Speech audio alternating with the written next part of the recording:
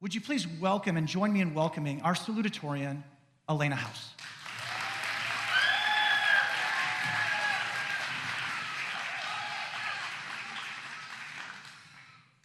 The inspirational leader, Shirley Chisholm, once said, "You don't make progress by standing on the sidelines, whimpering and complaining. You make progress by implanting ideas."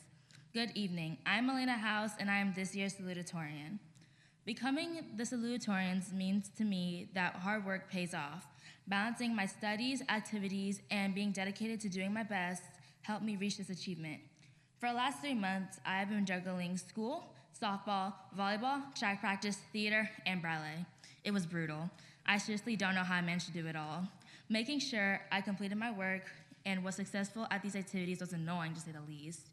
But that doesn't mean I didn't find time for myself. I find time for myself by listening to music, dancing, and drawing, and when I could.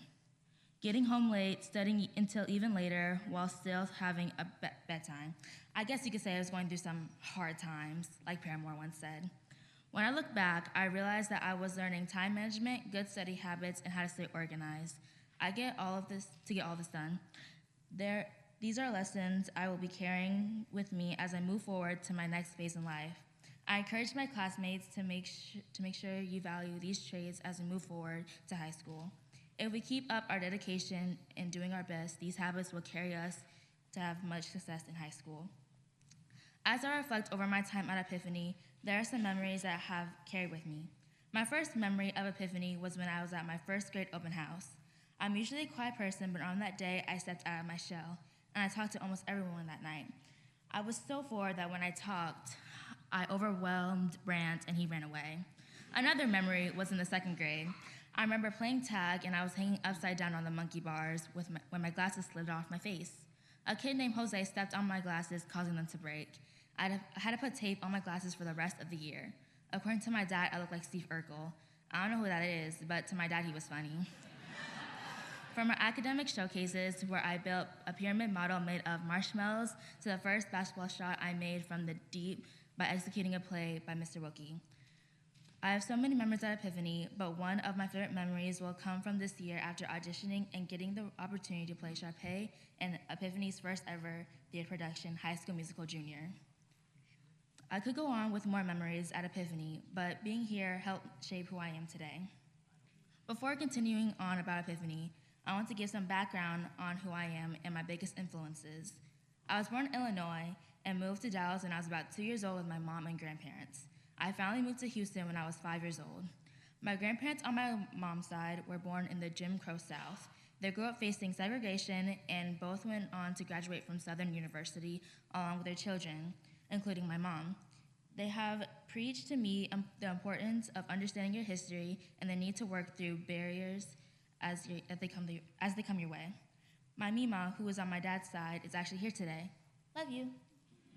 She is one of the strongest women I know, and she often agrees with me instead of my dad. We love to go shopping, she takes me to the country, and we both love to eat. My uncles are the windows to who my dad was as a child and how different the East Coast is from the South. My Titi and my baby cousin Malia live here. Titi sometimes feels like a sister, but she has taught me so much. I want to show a special appreciation to my parents and my brother who have heard every complaint and stayed up all night to help me with my homework. I couldn't have done this without you. I love you very much, including you, Alex. My family is a big part of who I am and a big part in pushing my relationship with Christ. I want to thank the teachers at Epiphany for all their support, encouragement, and for pushing me to reach my full potential. I still remember my first grade teacher, Mrs. Kirsten. I was a part of her last class before she retired. I was in Miss Eiferd's first class teaching in the second grade. Ms. Strom had the difficulty of teaching us during the COVID years for both our third and fourth grade class. In fifth and sixth grade, I had Mr. Dewar and Mr. Jermerick. I would like to thank Ms. Mushinsky for making me laugh for roasting me and my fellow classmates. I would like to thank Mr. Kopp, who saw my potential and let me participate in algebra. I would like to thank Mr. Wilkie for telling me all his crazy stories about Moose and the different people he knew.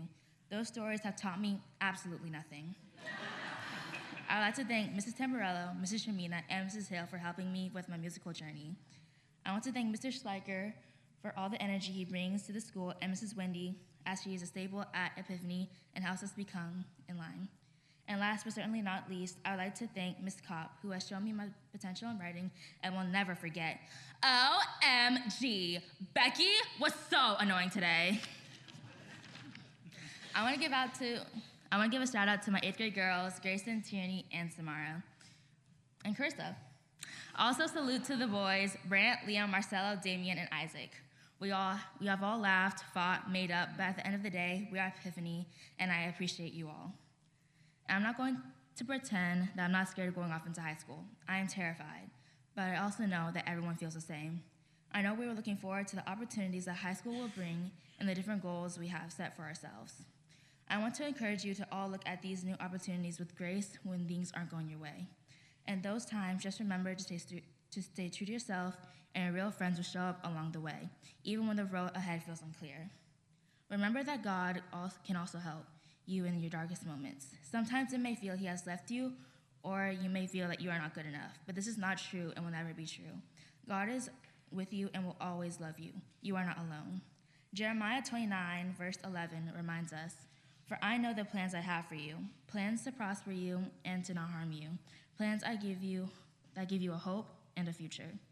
Each of us has unique talents, voices, and strengths that can positively impact others, and we should never underestimate our abilities to make a difference in our new school, communities, and the world around us with God on our side. In the Broadway play, Hamilton, Alexander Hamilton says, "I am passionately smashing every expectation. Every action is an act of creation." My fellow classmates, we are going into a brand new chapter of our lives and settling into new goals that we have set for ourselves.